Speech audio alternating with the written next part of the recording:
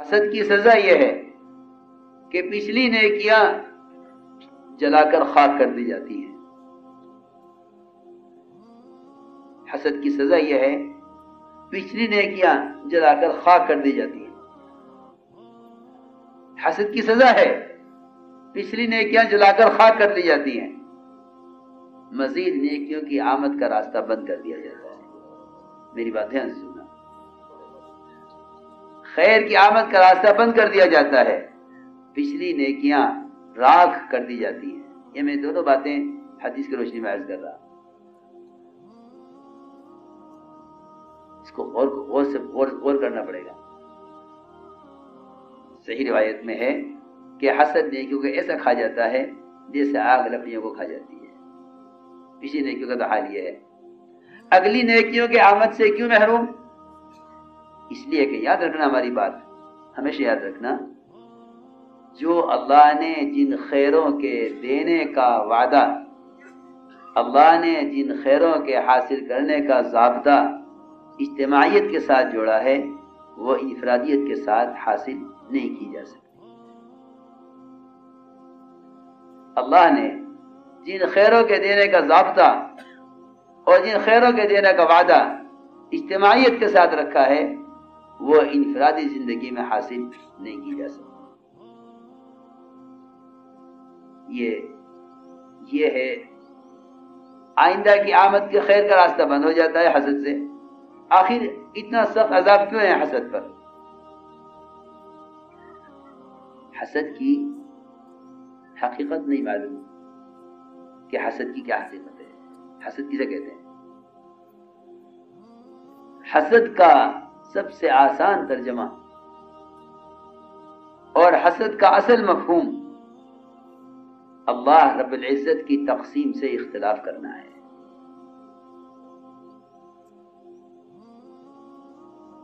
یہ ہے اصل بات. اللہ رب العزت کی تقسیم سے اختلاف کرنا ہے. میں عرض کرتا ہوں، ایک بیٹا اگر اپنے باپ کی تقسیم سے اتفاق نہیں کرتا تو گھر چھوڑ کر نکل جاتا ہے. چھوٹی سی مثال ہے. ایک گھر،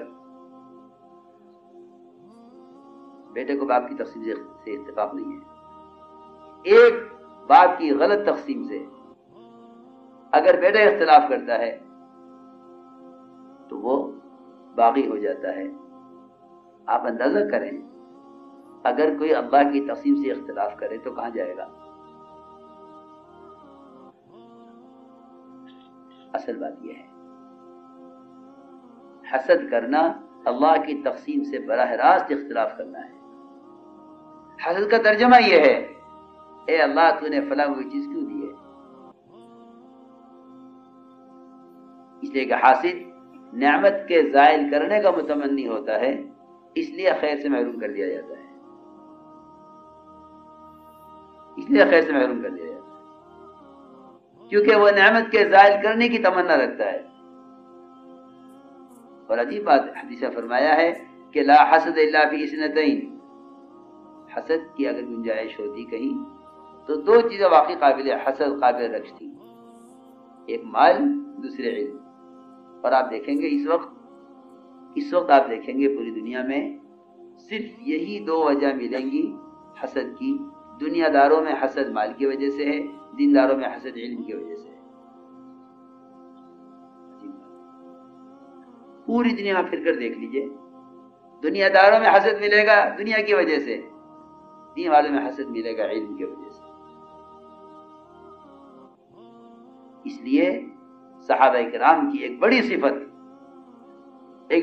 یہ تھی صحابہ کرام کی کہ وہ اپنے سے چھوٹوں کو بھی اگر آگے بڑھتے دیکھتے تو چاہتے تھے ان کے ساتھ لگ جاؤ، اس وقت اللہ ان سے کام لے رہا ہے، اللہ ہم سے بھی کام لے لے.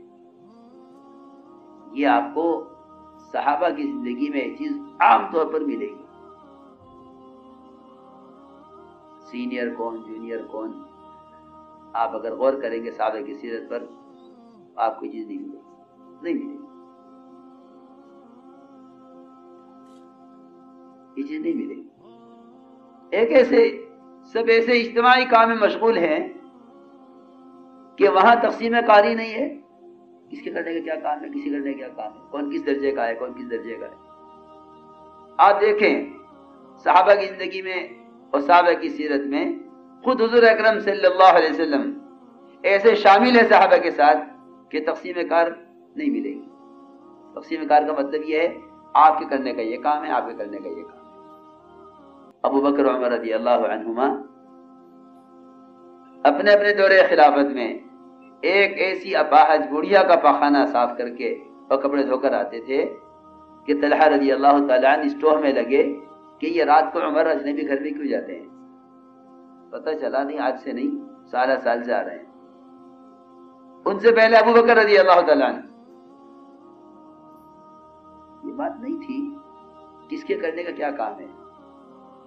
ایک ایسا مجموعہ تھا کہ جہاں مسجد نبوی کی تعمیر میں صحابہ پتھر اٹھا رہے تھے، پتھر اٹھانے میں آپ اندازہ نہیں کر سکتے تھے کہ پتھر اٹھانے والا کوئی صحابی ہے یا خود نبی کریم صلی اللہ علیہ وسلم ہے۔ تقسیم کار نہیں تھی، درجات نہیں تھے۔ اللہ کی یہاں تو بڑے اونچے درجے ہیں، آپ سید الانبیاء ہیں، امام الانبیاء ہیں، لیکن اس میدان میں ایسے رہتے تھے کہ اجنبی آدمی کو آ کر پوچھنا پڑتا تھا ایکم محمد، ایکم بن عبد المطلب، تم میں محمد کون سے ہیں؟ آپ اپنا تعارف خود کراتے تھے، یہ بھی نہیں کہ نوابوں کی طرح دوسرا آدمی تعارف کرائے، تعارف خود کراتے تھے، ہاں میں ابن عبد المطلب میں ہوں۔ تقسیم کار نہیں تھی۔ تقسیم کار سے حسد بھی پیدا ہوتا ہے، تقسیم کار سے بھی حسد پیدا ہوتا ہے کہ یہ تو یہاں پہنچ گئے، ہمیں یہاں نہیں پہنچایا گیا، لہٰذا یا ہمیں یہاں پہنچاؤ یا ان کو یہاں سے اتارو۔ یہ سیدھی بات ہے، یہ تو ہم سے وہ کرو جن سے کام لے رہے ہو، یا ان کو وہاں لاؤ جہاں ہمیں رکھا ہے۔ سارے اجتماعیت کے ٹوٹنے اور اختلاف کا اصل ضروری ہے۔ جی ہاں، آپ کو صحابہ کی زندگی میں یہ چیز نہیں ملے گی، صحابہ کی زندگی میں چیز نہیں ملے گی، بلکہ بڑے چھوٹوں سے استفادہ کرتے تھے۔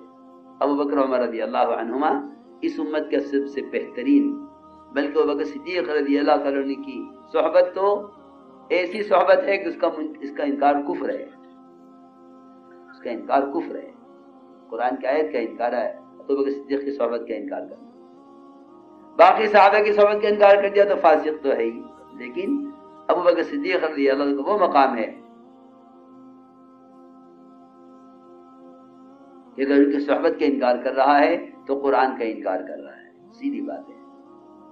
اس درجے کے آدمی ہیں، دونوں بیت اللہ سے طواف کر کے نکلے،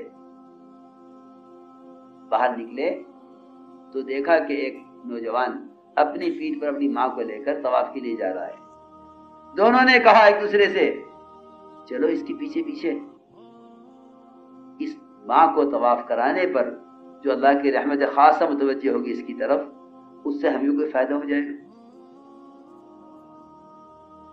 ہمارا درجہ کیا ہے، اس کا درجہ کیا، ہماری دعائیں کہاں، اس کی دعا کہاں۔ واپس آئے دونوں، چلتے رہے اس کے پیچھے پیچھے، چلتے چلتے حضرت عمر نے کہا اس نوجوان سے کہ عمر کی مغفرت کے لیے دعا کرتے ہیں، عمر کی مغفرت کے لیے دعا کرتے ہیں۔ اس نے اپنی ماں کے لیے اپنی دعا کرتے کرتے کہا عمر فاغفر له یا غفار، اے اللہ عمر کے بھی گناہ بخش دے۔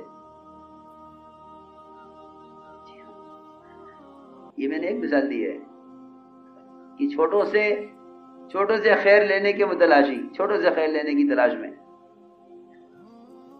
کہ اس پر اللہ کی رحمت متوجہ ہوگی۔